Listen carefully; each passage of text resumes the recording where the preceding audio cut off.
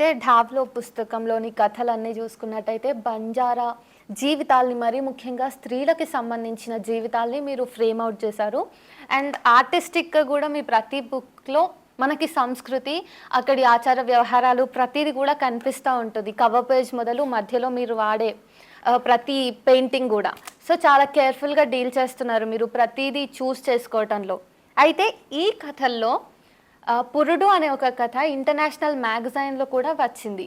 అట్లా ఒక తెలంగాణ నుంచి అంటే ఫస్ట్ టైమ్ నాకు తెలిసి ఒక యువ రచయిత రాసిన అంటే ఒక రచయిత రాసిన కథ, తెలుగు కథ అది కూడా ఇంటర్నేషనల్ మ్యాగజైన్‌లో మొత్తం ఫీచర్ అవ్వడం అనేది చాలా మంచి విషయం. అప్పుడు అసలు ఆ కథ ఏంటి మాతో పంచుకోండి? నిజానికి పాలగుమ్మి పద్మరాజు గారిది ఒక కథ అప్పట్లో అంతర్జాతీయంగా ఇలా ఒక పత్రికలో రావడం, దానికి ఏదో ప్రైజ్ వచ్చిందని అది విన్నాను. తర్వాత ఇంకెప్పుడు ఏ న్యూస్ వినలే. తర్వాత మళ్ళీ విబి సౌమ్య అని కెనడాలో ఉంటారు. ఆవిడ దాదాపుగా మల్లీపురం జగదీష్ గారిది, తర్వాత భారతి గారి కథలు, అంటే భారతి అంటే మన ఎండపల్లి భారతి గారి కథలు అనువాదాలు చేస్తూ ఉన్నారు. ఆవిడ నా కథ ఒకటి పురుడు చేస్తానంటే సరే అని చెప్పాను. ఆవిడ ట్రాన్స్లేట్ చేశారు ఆ కథ. అది యూనివర్సిటీ ఆఫ్ అయోవా వాళ్ళు, చాలా ప్రతిష్టాత్మక యూనివర్సిటీ అది, వాళ్ళ అనువాద జర్నల్లో ఈ కథ పబ్లిష్ అయింది. అండ్ మీరు అన్నట్టు అంటే బహుశా ఉన్నారేమో మనకేం తెలియదు, కానీ నా వరకు నేను కొంచెం అది నిజం చెప్పాలంటే మీరు అన్నట్టు నాదే తొలి కథ అని కూడా అనవచ్చు యంగ్ రైటర్స్లో పబ్లిష్ అవ్వడం. ఆ రకంగా ఈ కథల్లో ఈ బొమ్మలు, ముఖ్యంగా మీరు ఇప్పుడు బొమ్మల గురించి కూడా అన్నారు, రమావత్ శ్రీనివాస్ నాయక్ అనే ఆయన దాదాపుగా 25 ఇయర్స్ నుంచి బొమ్మలు వేస్తున్నారు.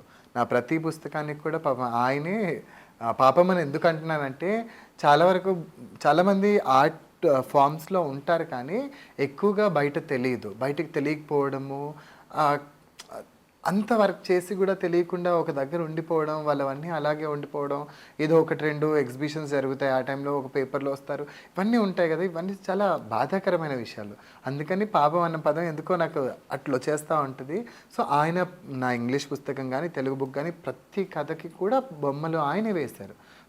ప్రత్యేకించి 3 నెలలు టైం తీసుకొని ఆ బొమ్మలు వేసి ఆయన అన్నీ కూడా పాపం సమకూర్చారు నాకు. ఆయన ముఖ్యంగా స్త్రీల కథలు ఎందుకున్నాయి అని అంటే, గిరిజన ఆదివాసీ కమ్యూనిటీస్లో మాతృస్వామ్యత అనేది చాలా విస్తృతంగా ఉండేది.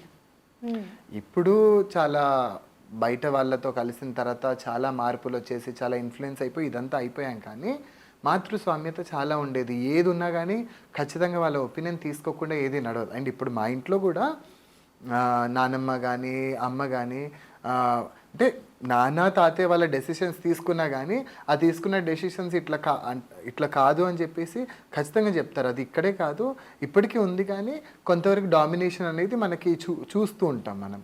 ఆ రకంగా ఇంకా దీంట్లో దాదాపుగా డిస్క్రిమినేషన్స్, బట్టలు వేసుకున్నప్పుడు ఆ బట్టల గురించి ఏం మాట్లాడతారు, క్రిమినల్ ట్రైబల్ యాక్ట్ అప్పుడు అసలు వాళ్ళ లైఫ్స్ ఎలా ఉన్నాయి, ఇప్పుడు దీనిలో ఒక అమ్మాయి రిజర్వేషన్ గురించి వీళ్ళకి ఈజీగా వచ్చేస్తుంది అని చెప్పేసి ఒక మాట అంటారు. ఎంత కష్టపడితే ఎంత రిజర్వేషన్ ఉన్నా కష్టపడింది మనకు రాదు కదా. అలా ఎలా ఈజీగా ఏదో ఉంది కదా అని చెప్పేసి తీసుకో బాబు అని చెప్పేసి ఇచ్చారు కదా. ఆ రకంగా ఇంకా దీంట్లో దాదాపుగా కల్చరల్ ఆస్పెక్ట్స్ నుంచి, దాదాపుగా మన తాతల జమానా నుంచి, అంటే ఈ పురుడు కథ జానపద శైలిలో ఉంటుంది. ఆ టైం నుంచి మొదలు పెడితే ఇప్పుడు దాకా ఉన్నటువంటి కాంటెంపరీ జీవితం దాకా ప్రతి అంశాన్ని కూడా ఈ 8 కథల్లో చెప్పడానికి ప్రయత్నించాను. అంటే జంతువులతో ఉండే అనుబంధం, భూమితో ఉండే అనుబంధం, బట్టలతో ఉండే అనుబంధం, సూక్ష్మమైన విషయాల్ని వీలైనంతవరకు రికార్డ్ చేయగలిగానని అనుకుంటున్నాను నేను నిజానికి. అయితే ఈ అవార్డు వచ్చిన తర్వాత ఇంకా పూర్తి స్థాయిలో ఓకే, ఎంతో కొంత నేను పరిచయం చేయగలిగానన్న ఆనందము అండ్ న్యాయం చేయగలిగానన్న ఇది కూడా నాకు స్పష్టమైంది.